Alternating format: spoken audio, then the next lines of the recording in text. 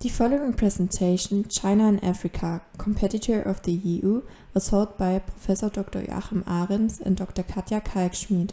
On the conference, Korea, the Iron Silk Road and the Belt and Road Initiative, Soft Power and Hard Power Approaches. The conference discusses an urgent and deep processing topic. How can middle powers like South Korea and Germany benefit from closer economic and political linkages across the Eurasian landmass, in particular the Belt and Road Initiative, dominated by China? Should they rather jump on the bandwagon or should they follow distinct own initiatives, either in their region or interregionally? Welcome and the introduction of the two of us. Indeed, this is a joint project by Katja Kalkschmidt and myself.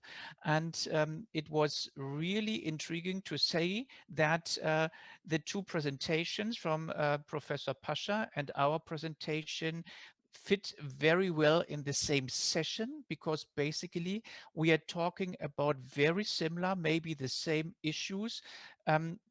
First from the microeconomic or mesoeconomic perspective, and now from a macroeconomic or global perspective. Here we don't talk about Duisburg, but a whole continent with 54 nations, Africa and China in Africa, a competitor of the EU with a question mark.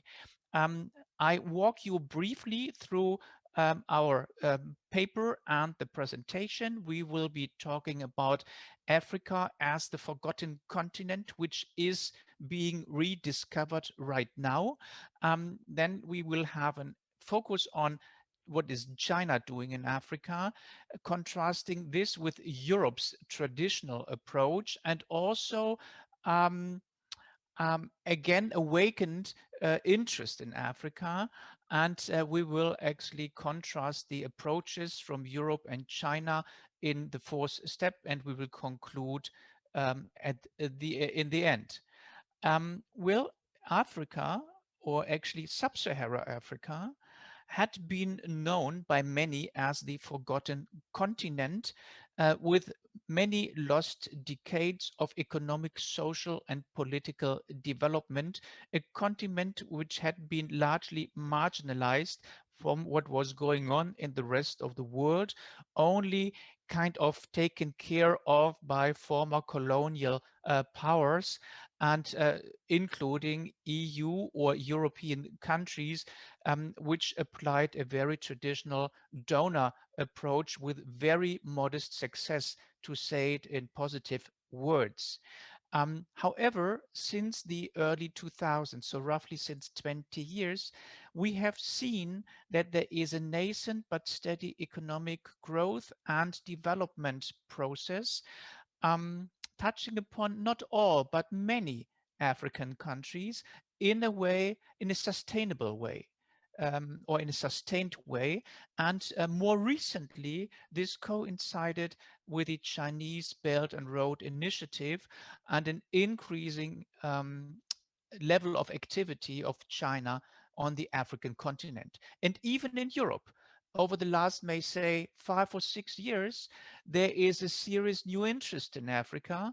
And as we will see, and everybody knows probably, this is not only due to market access, it is also to prevent migration, one of the biggest concerns in especially Western Europe.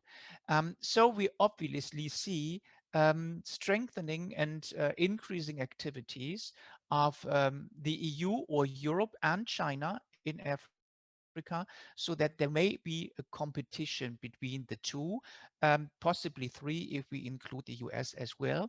And this against the background of what the African Union and also the OECD pointed out a couple of years ago, that new development strategies are necessary. So possibly there's even a competition for the right development strategies, as be seen from a Europe or from a China perspective. Okay, thanks, Joachim, for kicking it off. I'll talk a bit about China in Africa. Well, China has massively expanded its presence in Africa since 2000. Guanxi is this Chinese word that describes the relationship-based cooperation approach that is distinctively different from the transaction-based approach that the Western countries take. Also, the Chinese approach is a very pragmatic one. Decisions are made fast, and what is decided upon is implemented fast.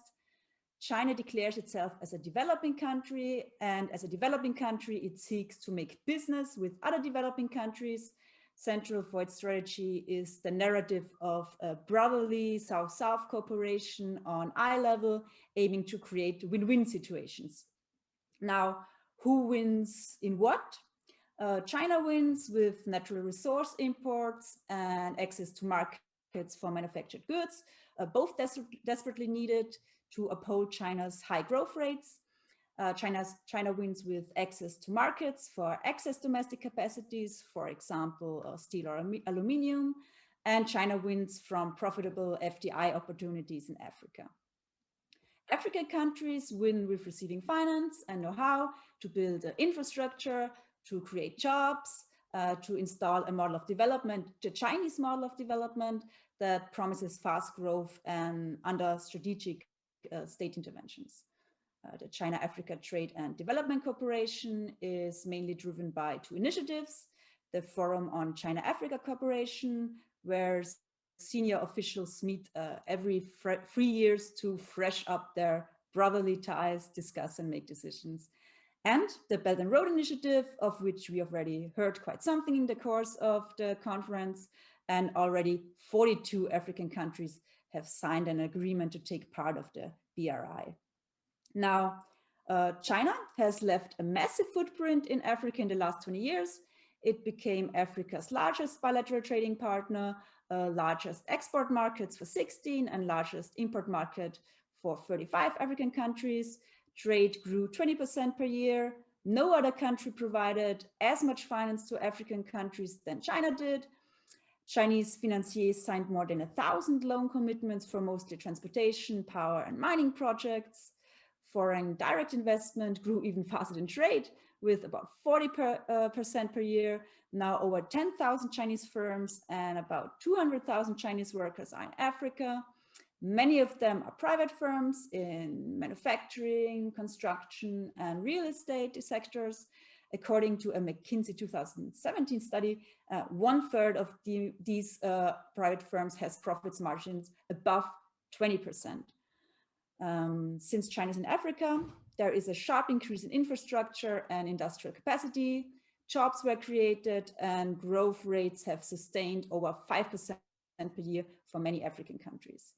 So the next slide shows some figures that visualize the importance of China as a creditor. On the upper left slide, you can see the top 5 creditors for Africa. Only one of them, the green one, is a country, and this is China. The others are international organizations or a mass of private lenders. Now, if we only look at countries as creditors, and this is what we do in the upper right figure, China is number 1 by far. China borrows more than twice as much than does the second biggest country creditor, which is the US, then France follows, then Saudi Arabia, and then the UK. And the green columns in the lower right figure show the value of loans that China has granted to African countries from practically zero in 2000s. The loans granted have steadily increased over the 2 decades. The black line shows the commodity price index, which gives us information on the ability of African countries to pay back the loans. Why is that? African countries pay back the loans mainly with natural resource exports, which are very vulnerable to commodity price changes. If the commodity price index rises, paying back loans gets easier. If it falls, things look quite bad. The fall in the commodity price since 2011 is a sign that African countries get increasingly more under pressure to pay back the loans to China. All right, what has been happening in Europe? Actually, what's true for China, namely the claim that it is the largest funder, the largest trading partner, and the largest investor in Africa. This is also being claimed by Europe. And it is also true because not for any individual European country, but for all European countries, especially the European Union 27, even after Brexit as a whole, this is being true. So obviously, Europe has played and still plays large role for, and as we now say officially in Europe, with Africa. And the motives are straightforward. The traditional motive had been and still is fighting poverty and misery in the world, especially in sub-Saharan Africa, but also fostering trade with Africa and getting access to markets, because that's helping African people and African companies. And at the same time, it's also benefiting European consumers and European investors and companies. More recently, however, the awakened a serious interest in the African continent is not economic, but it's essential as the stability of Western societies are being concerned because of the refugee flows, which we had been seeing over the last 4 or 5 years, especially, including labor migration from the African continent towards Europe. People in Europe, especially certain governments and certain parts of civic society, but also people in general, are being concerned and seek to not only reduce, but one may have the impression to prevent refugee flows and also labor migration. Whether this is a good idea or a bad idea, this is not the subject matter of our talk, but it is simply a fact that the European Union seeks to stop migration and refugee flows, and therefore has a new interest in stabilizing African countries. And this actually coincides with a strategy which had been applied by most European donors, including the European Union and including one of the most important donors, the German government, who all call on Africa to explicitly or implicitly adopt a Western or a European style of economic, social, and political development, something which is always attached, strings attached to a lot of funding and financing programs. The instruments being used to do development cooperation with Africa are being based European level on a new comprehensive strategy with Africa, on German level on the Marshall Plan, which had been recently developed with Africa, and they actually emphasize that they do not say a Marshall Plan for, but at eye level with African governments with Africa. And so does the G20 compact with Africa, initiated under German presidency only recently. So all in all, Europe or European countries are still taken as a group the largest donor of ODA, official development assistance, the largest trading partner, and the largest investor in and for Africa. However, there had been a lot of disappointments in the past and in the present on the African and on the European side. Development aid through money transfers usually induces or reinforces economic, social, and political dependence. It may actually cement persisting biases and conditions. It may promote corruption, and in some instances, even may finance military conflicts or even wars. And last but not least, it destroys incentives for doing business. It was not only Dambisa Moyo, an economist working for investment banks and the World Bank, an independent thinker from Zambia, who actually outlined that in a very popular book, Dead Aid, a couple of years ago. But in academia, the discussion had been full of these analyses, qualitative and quantitative analyses of disappointments from this kind of traditional development cooperation, because it is much easier to receive ODA money than to restructure and develop a country. In sum, it always has been, also to a large extent, a self-interested approach in the self-interest of donor countries. It protected and still protects own, in this case, European markets, including agricultural markets, at the expense of African societies and economies. And actually, they are not meeting the claim to sustainably partner with Africa. And this is, in our view, one of the key weaknesses, despite the magnitude of the development cooperation. And we see this here in the upper left chart, where we see the African export and import shares with main partners. The EU 27 is with roughly 30% in exports and imports leading, but see China as the first bilateral partner is following suit. Interestingly, in the upper right chart, we can see that the level of trade between Europe and Africa is relatively low if you compare to other regions on this globe, but the trade is at least roughly balanced. In the lower left chart, what we see is the same as in the lower right charts for exports and imports respectively, that most of the international trade is being done with Northern Africa, not with the really poor countries south of the Sahara. And we see that some regions in Africa, namely East and Middle or Central Africa, had been and still are largely marginalized when it comes to foreign trade, and we may also say when it comes to foreign direct investment. Now, the disappointment with Europe is linked to the disappointment with the Washington Consensus as a model of development. And these disappointments created room for an alternative, and China took the step and proposed the Beijing Consensus. We will shortly contrast these two models of development to see why the Beijing one has won so many sympathies in many African countries. So first, the Washington Consensus claims universality and is normative. There is one single path of development, and economic and political liberalization is the only way to go this path. China instead acknowledges particularity and puts pragmatism into the front. The Chinese model allows independent, country-specific development under heterodox approaches. Whatever approach a country takes, China is fine with it as long as it is compatible with Chinese interests.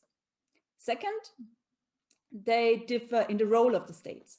The Western model sees the primary role of the state to ensure that market institutions work and to set up a social, ecological market economy. The Chinese alternative underlines the importance of strong states that make strategic interventions. This allows semi-free markets where necessary, and it allows illiberal political systems to be sustained, which is especially welcomed by African countries under non-democratic leaderships. Third is about conditionality of cooperation. The West poses adherence to human rights and democracy and rule of law in a Western interpretation as precondition for partnership. China poses no such conditions. China sticks to the principles of non-interference in internal affairs and self-determination. Whatever countries do is their business as long as it does not interfere with their business with China. Fourth, the Western model is perceived as paternalistic. It is no partnership of equals. Still, it lacks in ownership, credibility, and acceptance in African countries. Its implementation has been perceived as using hard power in the sense that the West has threatened to stop aid flows and finance flows if agreed reform steps are not undertaken. China is very smart in getting Africa to do what China wants. It uses a smart power, a combination of hard power and soft power, and it lures African countries into cooperation that benefits China, and seemingly also benefits African countries, at least in a short run and with respect to growth. The narrative of a South-South partnership on eye level for mutual benefits works. Acceptance and credibility is distinctively higher, and ownership is clearer. So lastly, the Western model is a holistic development approach that requires changes in economic, political, and social spheres all at once. Well, first, this is not possible. And second, if some aspects would be changed in some spheres, while others in other spheres remain the same. This would be very destabilizing for the whole system. The implementation process is therefore very slow and not very successful. The Chinese approach, again, is much smarter. Reforms are gradual rather than shock therapies. Where reforms go easy, they are prioritized and building the foundations for harder steps to follow. The result is a fast implementation with fast success experience. Now, all of this and probably more has contributed to this shift of African countries' trade and development cooperation away from Europe towards China. All right, let's conclude. There is competition. Yes, of course, it's easy to detect. Yes, but competition for what? And we see that for both European countries and the EU itself, but also for China, they compete for access to natural resources and to markets, but also for political influence, also for geopolitical power. For example, also for leverage in voting procedures in the United Nations if African countries become dependent on, say, China or the Chinese government. Possibly it could be also the other way around, to have political influence from European nations or countries or American countries, governments on African governments. And also they more explicitly or implicitly advocate from the European or the Chinese perspective, the right development model. The Europeans do it in a more explicit way, the Chinese do it in a more implicit way. So what are the implications? Why should we care? Because there is a competition, why should we care? Because there are different, maybe long-term implications for China, Europe, and Africa. For China, there is right now short-term success, but will this success also be, or can it be maintained in the long run? Could it become a long-term success, given numerous negative side effects of Chinese engagement, namely an increasing dependence of, say, African countries on China, and wouldn't that actually backfire? Second, for Europe, would the competition and the influence, the increasing influence of China on the African continent and also possibly other parts of the world mean that there is an end of the role model for European or development European style? That would actually question the whole development cooperation approach of European nations, possibly also of the United States, but even more so for Europe. And for Africa, especially the poor countries in Africa south of the Sahara, do they have, due to the ongoing competition now, do they really have independent choices? Could they actually go for one thing to Europe and the other thing they would get from China? Probably not. So what is at stake in Africa?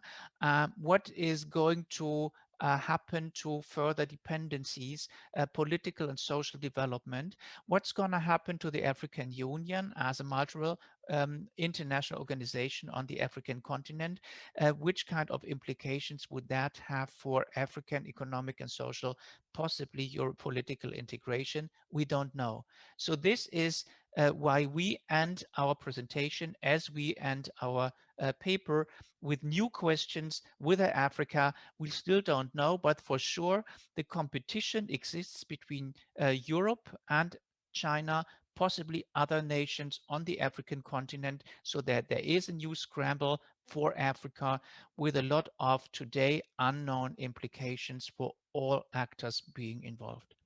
Thank you very much for your attention.